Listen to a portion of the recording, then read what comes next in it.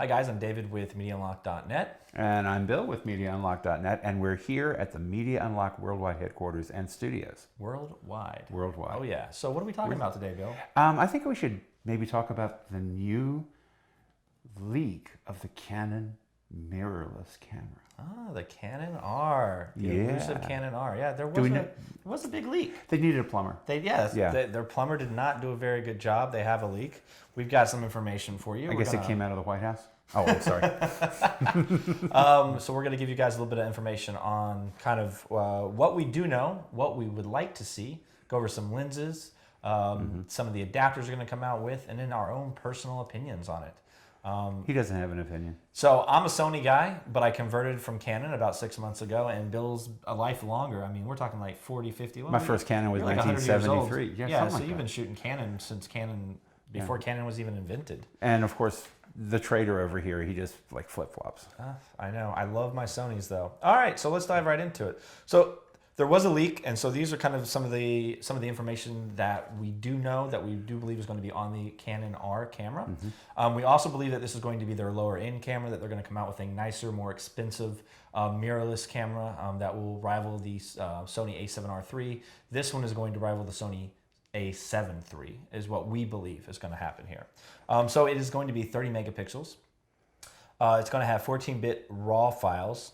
Now this is one that Bill and I are kind of going, what's going on here? But it's going to have 5,655 autofocus points. I'm wondering if that's a typo. Yeah, I mean, maybe it's 655. I mean, 5,655 autofocus points?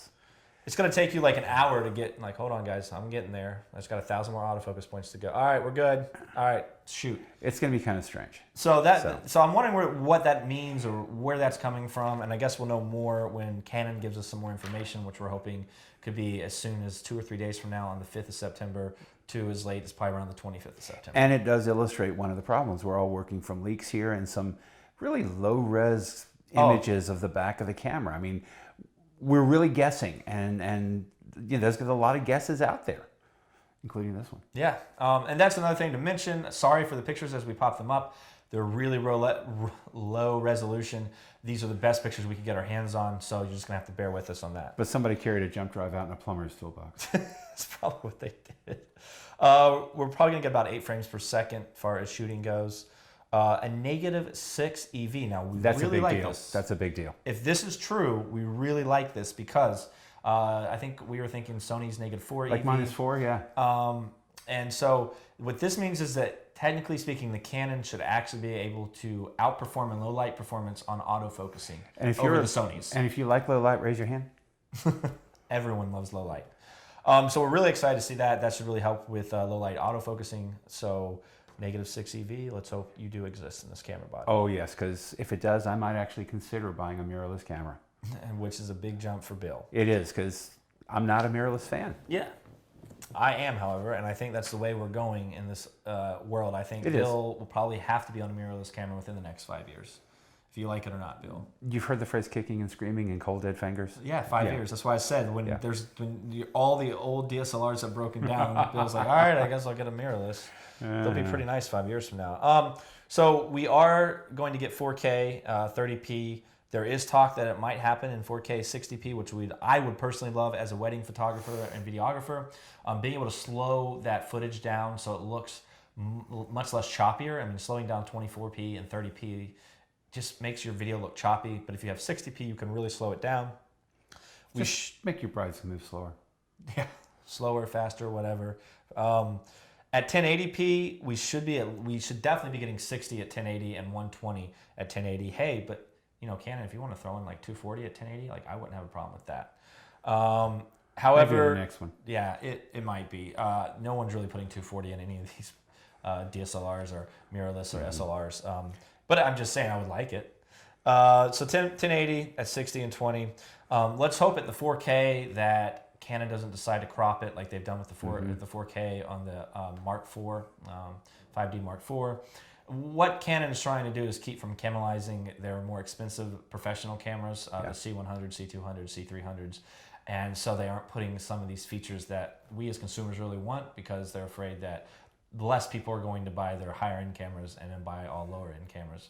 Unfortunately, the times are changing. Canon, you're going to have to start making some of those decisions if you want to keep your customers, in my opinion. So the 4K should be at 480 megabyte bit rate.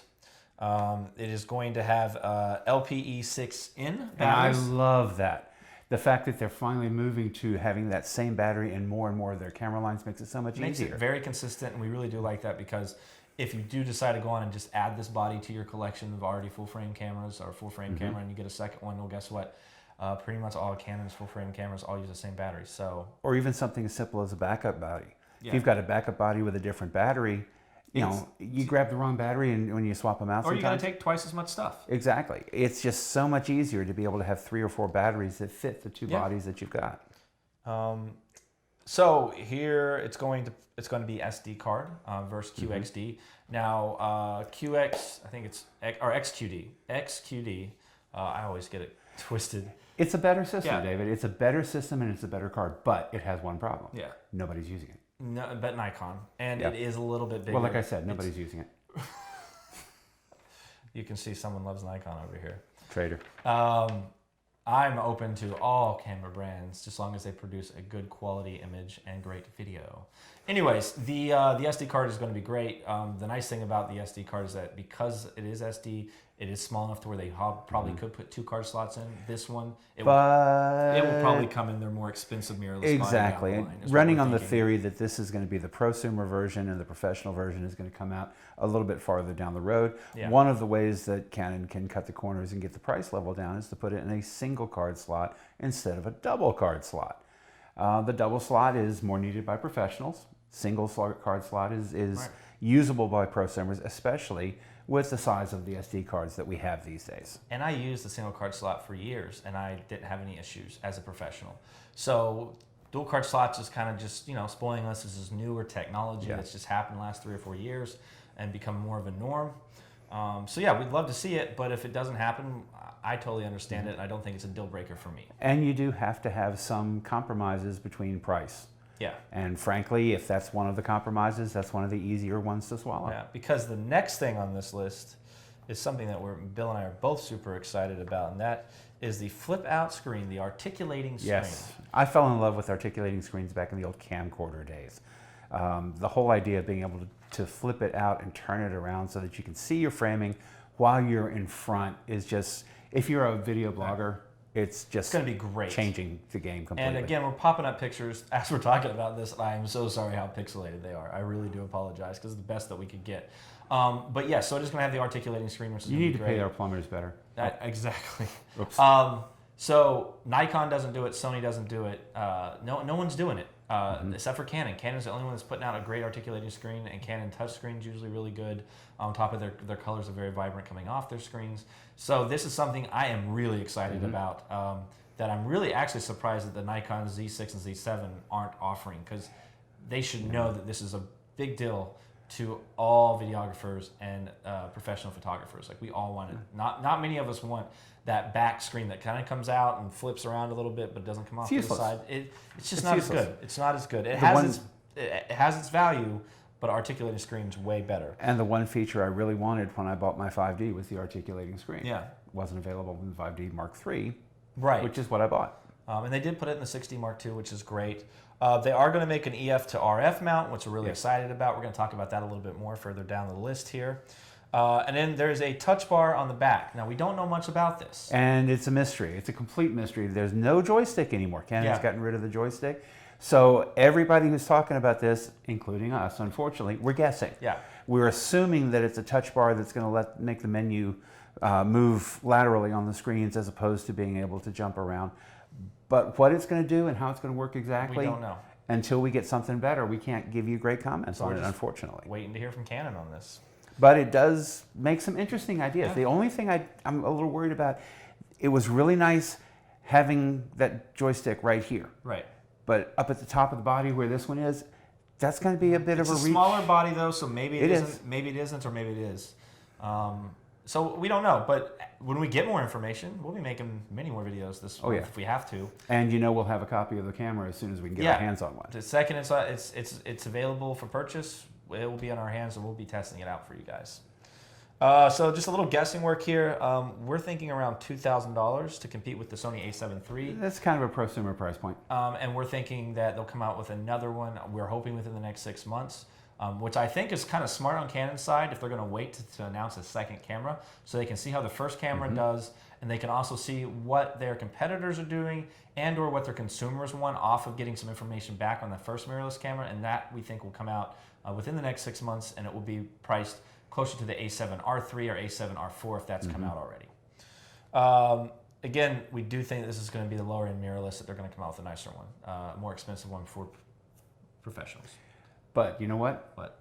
Tell me about some glass. It's time to talk about the glass. This is something that Canon got right, and They always do. And I think that they're probably, it's going to be better than Sony. It's going to be better than Nikon. Well, it's definitely going to be better than Nikon because the glass that Nikon's offering you is really, I'm sorry guys, but it's not good compared to what Canon's. And Canon's reputation is based on the glass. Yeah, and what Canon is looking at putting out. So it doesn't appear that the lenses have image stabilization, so we're hoping for IBIS, in-body image stabilization from the actual camera itself. And you know they can't ignore image stabilization. In the market today, image stabilization is pretty much required. It's within, especially within the mirrorless cameras. Yeah, so it's a pretty safe bet that IBIS is going to be a part of this system. And we're going to talk a little bit more about that down the line.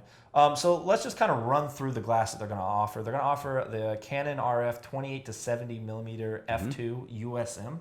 So these are not going to be STM, the STM lenses. They're not going to be STM lenses, they're going to be USM lenses. They are a little bit louder, but on the video side of things, I believe they focus a little bit better and people enjoy them a little bit better than the STM lenses when it comes to video. There's going to be a 50 millimeter 1.2. Again, a 50 1.2 is a great start. That's huge. Because you already know the glass is going to be amazing. So you're getting a 50 1.2 right off the bat. You're getting a 35 1.8 right off the bat, and then a 24 to 105 f4, which is a staple lens for video. Yes. And I mean, we use it for photography as well, but it is one of the greatest video lenses. We're actually using the version 1 Canon 24 to 105 f4 on the Sony A7R III, and then we have the Sony A7 III over here shooting as a second shot. I suddenly want alphabet soup for lunch.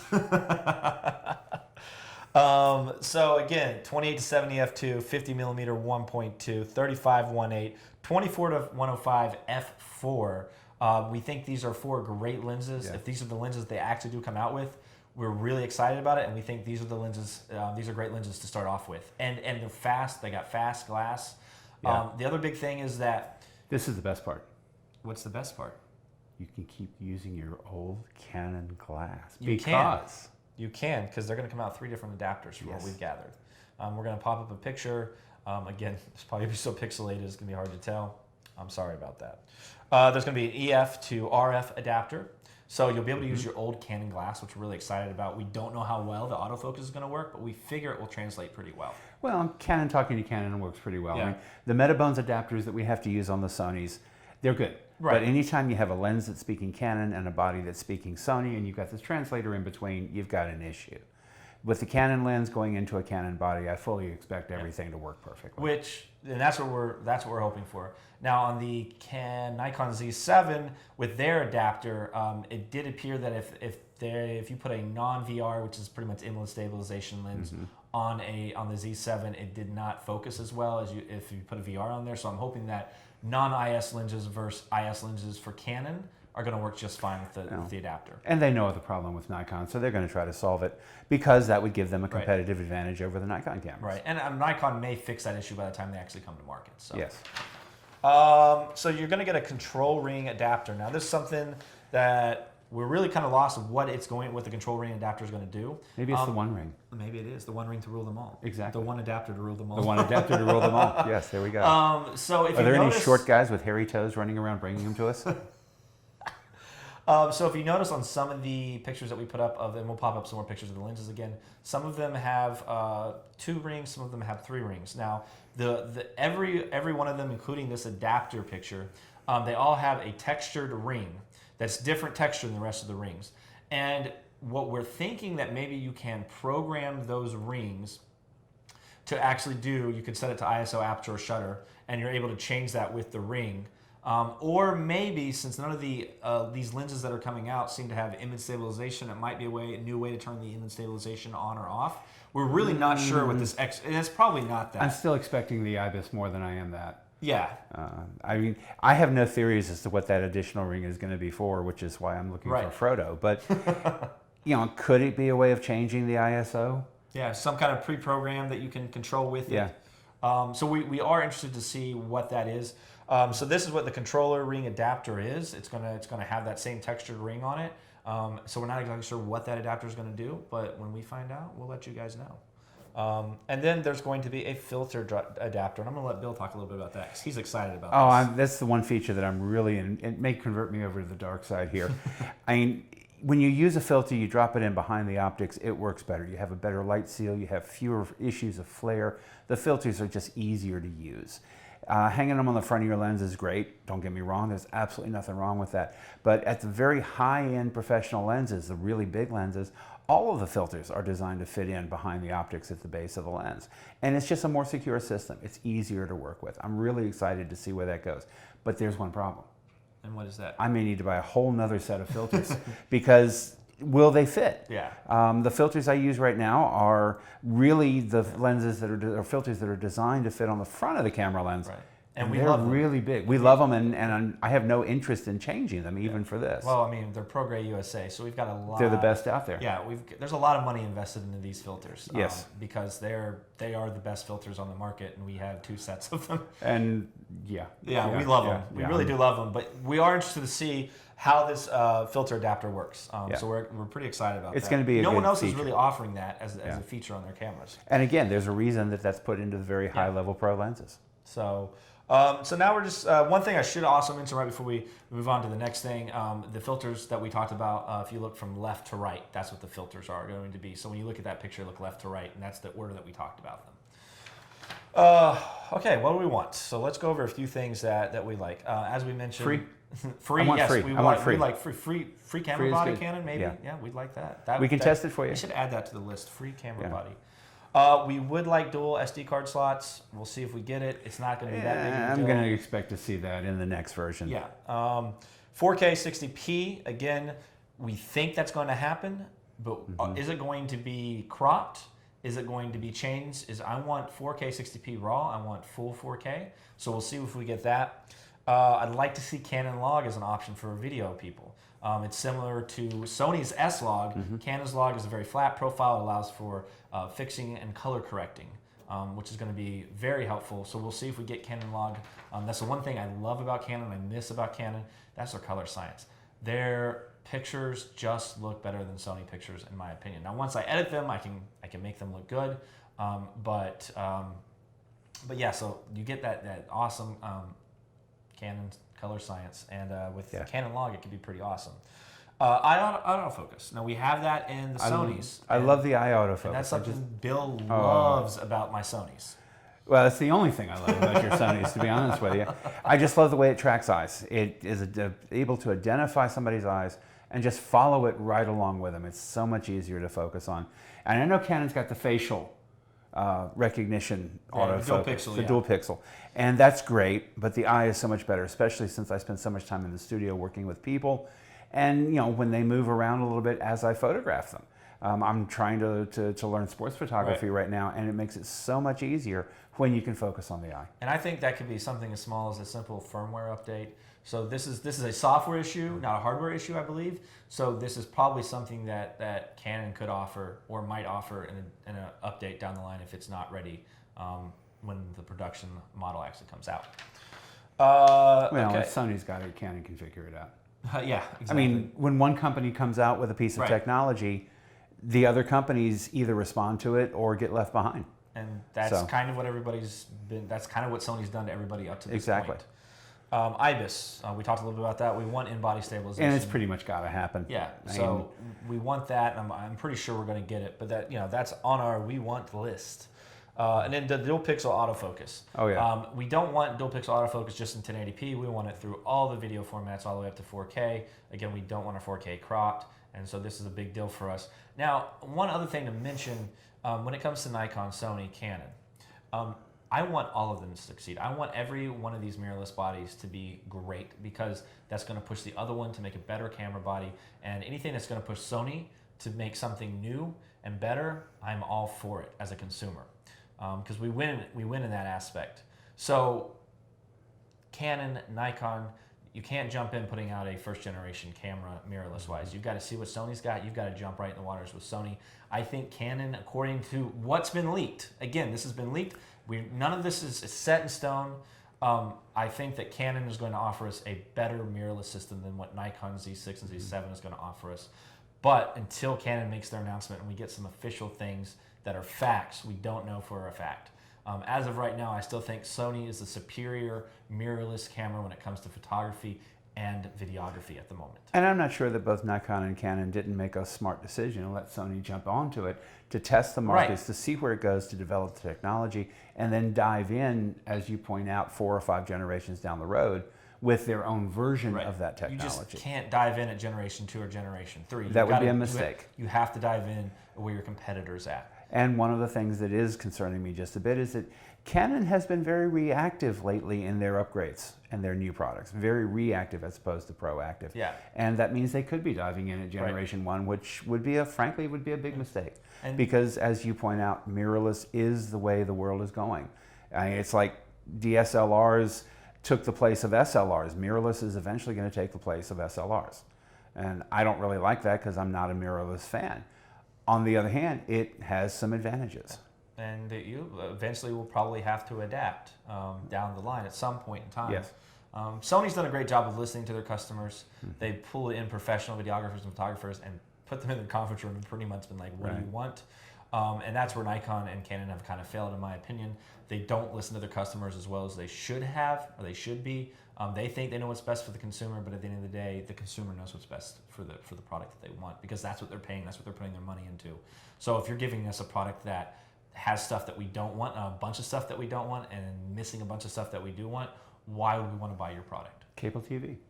Yeah. So that is our review on the Canon R. Mirrorless camera. Where we're at today, we're going to make more videos throughout the month. As stuff comes out, we get more information. It's easier to talk a little bit about Canon and Sony as I know the most about them. I'm sorry for my Nikon people out there. Nikon's a great camera. I don't know Nikon as well because I've never really shot Nikon, and nor has Bill. Bill's been a Canon guy. I've been a Canon guy now, a Sony guy. My first Canon was 1973. Yeah, you weren't even born yet. You've been a Canon guy like 13 years before and who are I was born. Who are these Nikon people you I speak know of? these Nikon people. Nikon's a great product, just we know Canon and Sony much better here at Media Unlocked. And we bring in Nikon specialists sometimes when we need to know more about Nikon. But thanks for sitting in on this. We'll give you guys more updated information as it comes out. Yep. And as always, guys, I'll catch you next time. You guys have made it this far. If you want to check out our newest video, it will be right here. If you want to check out the product, it will be down here. If you do happen to click on it and purchase it, it does give us a little bit of commission, and that helps Media Unlocked keep making these videos. And of course, guys, right down below, go and leave a comment, hit that subscribe button, follow along. We'll catch you next time.